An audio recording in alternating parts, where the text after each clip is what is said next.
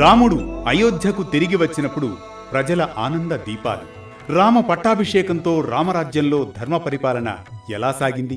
ప్రజల మనస్సులో రాముని రాజ్యం ఎలా ఆదర్శంగా నిలిచింది?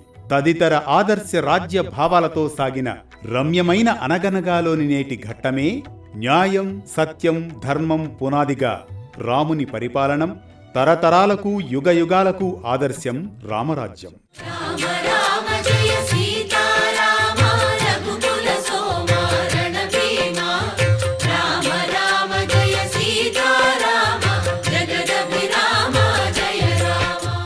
అనగనగా అది త్రేతాయుగం.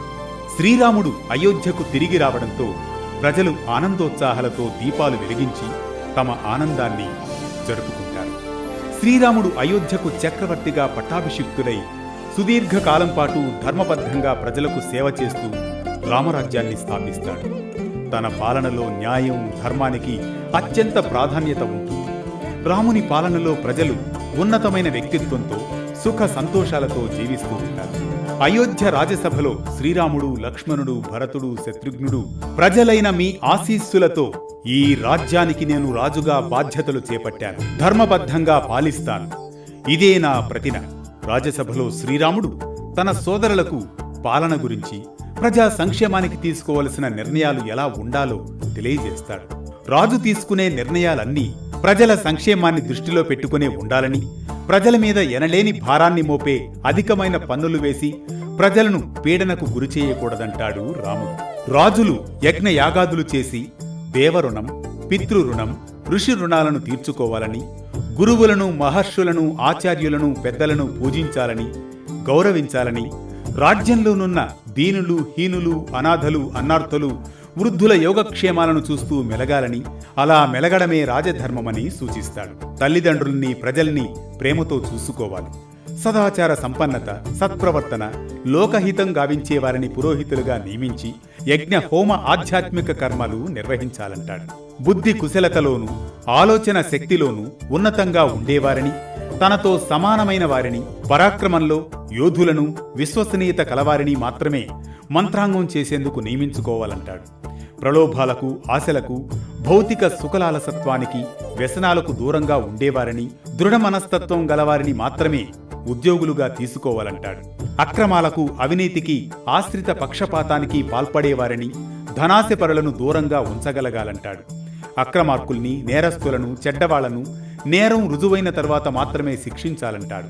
తప్పులు చెయ్యనివారు, దుర్మార్గులు కాని నిరపరాధులు ఒక్కరైనా శిక్షింపబడకూడదంటాడు. నిరపరాధుల్ని శిక్షిస్తే రాజ్యంలో దారిద్ర్యం కలుగుతుంది.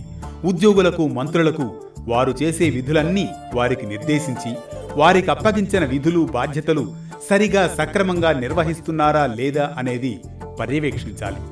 రాజు ఎల్లప్పుడూ ప్రజలకు అనువుగా అందుబాటులో ఉండాలి. నిజాయితీ, స్వచ్ఛత ఉన్నవారిని దేశ రక్షణకు బాగా పాటుపడే సేనాపతులుగా, సంబంధిత మంత్రులుగా నియమించి దేశ రక్షణ పటిష్టంగా, భద్రంగా ఉండేలా చూసుకోవాలి. శత్రువులు, శత్రురాజుల జాడల్ని, ఎత్తుగడల్ని పసిగట్టేందుకు చారుల్ని, గూఢచారుల్ని ఏర్పాటు చేసుకోవాలి. దేశభక్తి పరుల్ని, జన్మభూమి మీద నిబద్ధత కలిగిన వారినే రాయబారులుగా ఇతర రాజ్యాలకు నియమించుకోవాలి. అన్ని వర్ణాల వారు వారి వారి విధుల్ని, ధర్మాలను ఆచరించేలా నడిపించాలి. రాజు, మంత్రులు, సేనాధిపతులు, ఉద్యోగులు అందరూ ధర్మబద్ధులై ఉండేలా సత్యవర్తనులై ఉండాలి. అలా వారంతా రుజుమార్గంలో ఉంటూ ప్రజలను ధర్మపథంలో, సత్యమార్గంలో నడిచేలా చూడాలి. ప్రజలను నడిపించాలి. ప్రజల అభిమానాన్ని, ఆదరణను తన పరిపాలనా విధులతో, విధానాలతో రాజు పొందగలగాలి. ఇవి సంక్షిప్తంగా శ్రీరాముడు భరతునికి చెప్పిన రాజధర్మాలు, రాజనీతిజ్ఞతలు. అన్నయ్య, మీరు ధర్మస్వరూపులు. మీ పాలనలో ప్రజలు ప్రేమాభిమానాలతో సుభిక్షంగా జీవిస్తారు. ఇది నిజమన్నయ్య. మీ అస్తిత్వమే రామరాజ్యానికి మూలమని భరతుడు పేర్కొంటాడు. ఏది ఏమైనా శ్రీరాముడు సర్వశాస్త్రములలో నిష్ణాతుడు. శాస్త్ర ప్రకారం నడుచుకునేవాడు. ఏదైనా సంభాషించినా ఫలానా శాస్త్రంలో ఇలా చెప్పబడింది కాబట్టి నేను దానిని మీ ముందు చెబుతున్నాను, మీ అభిప్రాయం తెలియజేయండి అంటూ సభలో పండితులను అడుగుతూ ఉండేవారు. శాస్త్రం బోధించిన ధర్మాన్ని తూచా తప్పక ఆచరిస్తూ ఉంటాడు శ్రీరాముడు. ఇలా ఉండగా ముల్లోకాలలోనూ రామరాజ్యం గురించి ప్రశంసలే వినిపిస్తూ ఉంటాయి. ఏ కోణం నుంచి చూసినా రాముడు ధర్మస్వరూపుడుగానే అందరికీ కనిపిస్తూ ఉంటాడు. ఏ నోట విన్నా ఇదే మాట. జై జై రామ జై జై రామ పావన నామ పావన నామ రామ రామ.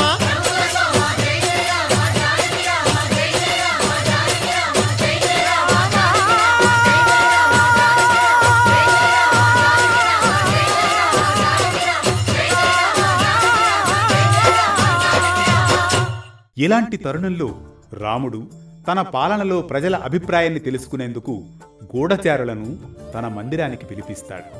గూఢచారి భద్ర, ఏమిటి వార్తలు విశేషాలు? ప్రజలు మన రాజ్యం గురించి, పరిపాలన గురించి, రాణిమాత సీతమ్మ గురించి ఏమనుకుంటున్నారు? మీరు చాలా కాలంగా ప్రజల మధ్య తిరుగుతూ ఉన్నారు కదా, నాకు నిజంగా ప్రజల నాడిని తెలుసుకోవాలనుంది. ప్రజలు తన పరిపాలన గురించి తెలుసుకోవడం రాజుగా రాజధర్మం. ప్రభు, మీ పరిపాలనలో ప్రజలందరూ సుఖశాంతులతో ఉన్నారు, ఎలాంటి ఇబ్బందులు లేదని అనుకుంటున్నారు ప్రభు. ఏ నోట విన్నా ఇదే మాట ప్రభు. ఇది న్యాయం, సత్యం, ధర్మం పునాదిగా రాముని పరిపాలనం, తరతరాలకు యుగయుగాలకు ఆదర్శం రామరాజ్యం. ఈ కథనం మనకిచ్చే సామాజిక సందేశం ఒక్కటే: ధర్మం, దయ, న్యాయం, సమానత్వం రాజధర్మంగా నిలిస్తే ప్రతి ఇంటిలో సుఖశాంతులు వెల్లివిరుస్తాయని. ప్రజల సంక్షేమమే పరిపాలన లక్ష్యమైతే ధర్మబద్ధమైన జీవనమే సమాజానికి శాశ్వత రామరాజ్యమవుతుందని.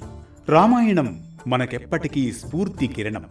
ధర్మం, న్యాయం, సత్యం అనే శాశ్వత విలువలకు నిదర్శనం. మన వేటూ న్యూస్ కథా పయనంలో ఈ క్షణం తీసుకున్న విరామం.